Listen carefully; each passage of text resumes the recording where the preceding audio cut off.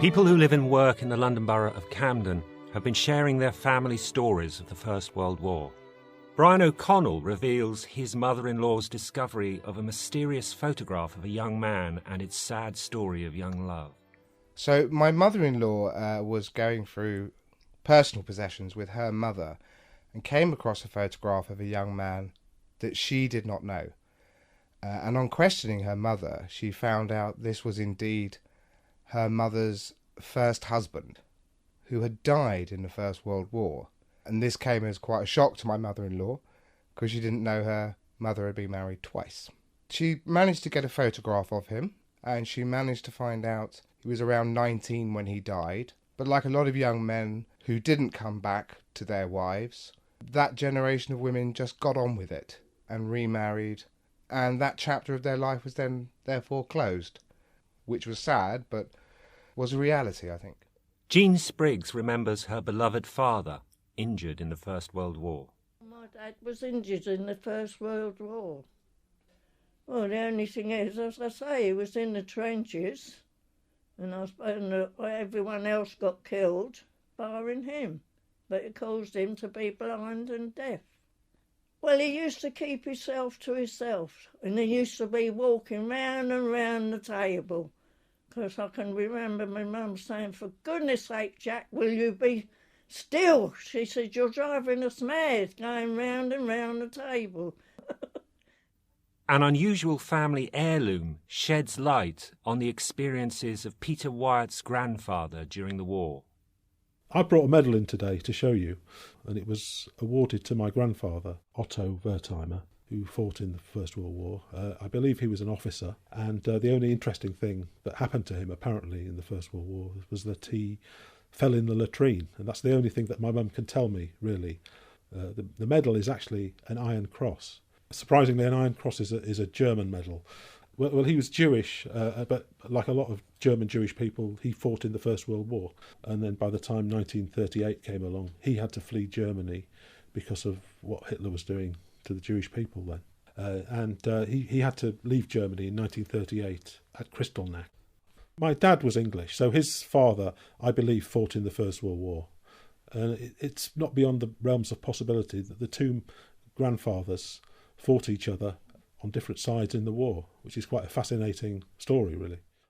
Eileen Ward reflects on her father's experiences in the trenches. Like many of his generation, he preferred not to talk about the war. Well, it was my father, but he never spoke about it. All he said was that he remembers being in the trenches and then being full of water. It didn't alter his character in any way. He always had sort of bladder trouble. He used to blame that on the war for some reason. I don't know whether that was being in the trenches. My dad was very loving, yes. It was a night worker. He always went out at night. And all the kids in the street used to say, "Good night, Mr. Davison." And off he went to work. Frederick Gisletta remembers his uncle's difficulties on returning to his pre-war job as a wheel tapper, employed to check the safety of train wheels through sound. Mother had two brothers. They went to war in World War I, but they went on the front line. Henry got killed, but Harry came back. And when he went to work one day, the chap that took over his job noticed that he wasn't putting chalk marks on the wheel of the train. When he hit it with a special hammer, it gave a special tune.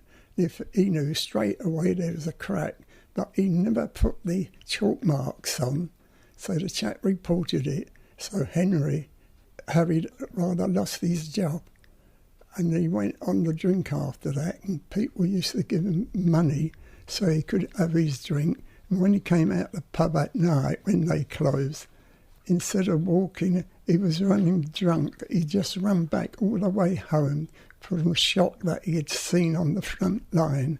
So when his job went, he could do nothing except drink. David Chilton recalls how his father's quest to find the war grave of his grandfather led to the writing of the musical Oh, What a Lovely War.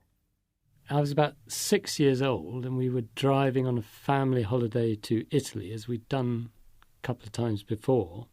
Only this time, my Dad and Mum stopped off at Arras because he was trying to locate his father's grave. He never knew his father, but his father had been killed in the First World War.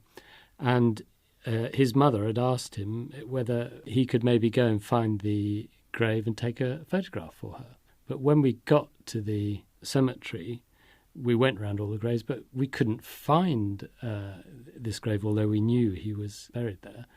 And eventually, all we could find was his name on the wall, along with 35,000 others. And that was because there'd been such a terrible catastrophe in the field that most of the bodies couldn't be identified or found.